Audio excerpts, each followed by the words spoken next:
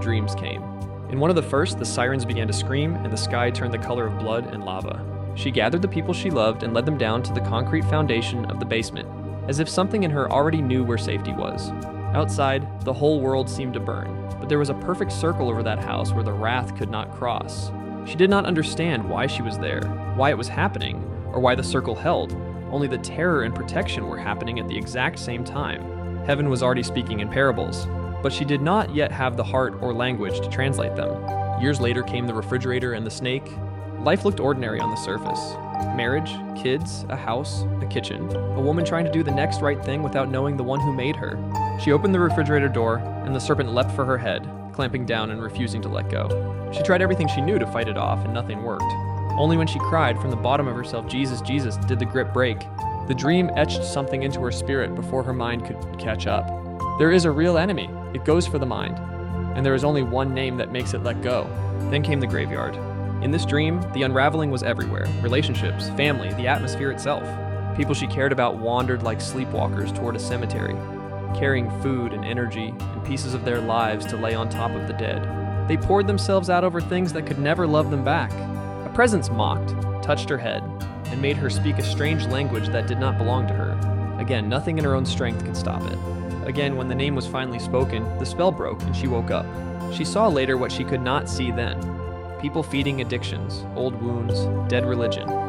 Herself trapped in the middle of it without the power to pull free. And above all, a savior who had already shown her that his name was the only way out. These dreams were not random static. They were a file being built. Warnings, parables, evidence. But at the time, there was no decoder ring. No one around her to say, "This is Acts 2:17 in your sleep." She carried lava skies and graveyards and serpent bites around while still trying to make coffee, raise children, work impossible shifts, and keep everyone else alive. She thought she was too much. She questioned her sanity. She did not yet understand that heaven was marking her as someone who gathers people to safety and survives what others are devoured by. In between the heavy dreams, there were smaller ones, like the houses and the tornadoes. Storms tore through, but instead of destroying the homes, they swapped parts, moved pieces, rearranged structures without wiping them out. These dreams were quieter, but they still said something true. Some storms do not come to obliterate, they come to reconfigure.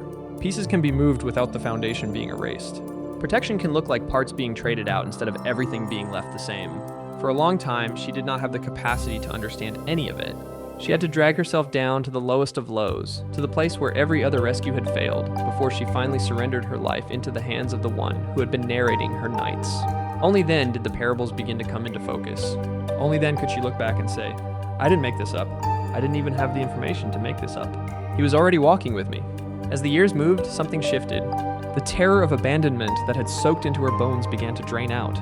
The relentless pattern in the dreams, the steady mercy in real life, and the way he kept validating her through images and confirmations changed the way she saw herself.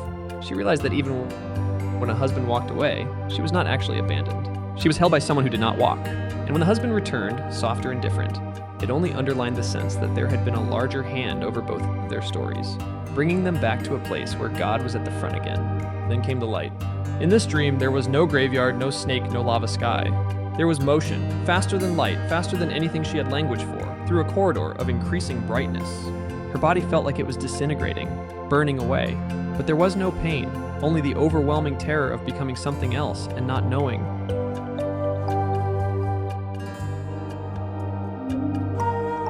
what she was becoming. She woke up just before reaching the center of the light, heart pounding, convinced for years that this must mean she would miss the moment everyone else called the twinkling of an eye. Later, as more of the puzzle pieces clicked into place, she began to see it differently, not as a threat of being left out, but as a preview of where she actually belonged. The lava sky had shown her wrath that could not cross the circle. The snake in the graveyard had shown her bondage that broke only at one name. The tornado houses had shown her that storms could swap pieces without destroying the foundation. The light showed her the end of the story, not consumption, but transformation. Looking back across all of it, she felt something she never expected to feel about herself. Favored, chosen, blessed, humbled. She could not explain why the Holy One would pick her, why he would have mercy on someone who ran so hard in the opposite direction, or why he would pour out such specific, cinematic care over a girl from a small valley. But he had, and he had never stopped. Mercy and grace stopped being abstract words and turned into a trail of dreams, rescues, and second chances. She understood now that her own bloodline, her own effort, her own goodness had never been the point. Only his blood, only his name, only his love. It changed how she walked. The old abandonment issues that once screamed in every silence began to lose their voice.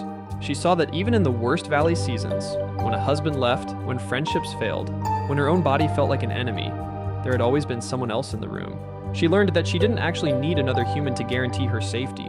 She needed the one who had already proved he would leave the 99 to come after the one. When her husband returned and their story began to be rebuilt with God at the front again, she read it as yet another line in the same testimony. Heaven's relentless refusal to let either of them go.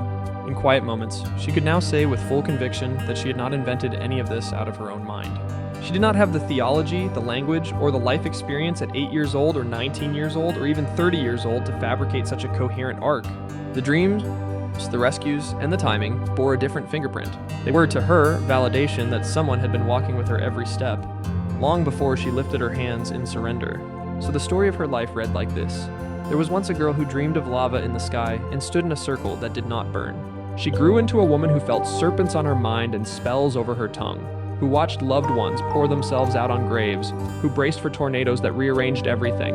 In all of it, one name kept breaking chains. One shepherd kept tracking her through every valley. One light kept pulling her forward. And as she steadied herself under that reality, her heart settled on the truth that had been threaded through every dream from the beginning. He had never left her side. She was never really alone. He was, and is, the only way out of darkness and the only way into light.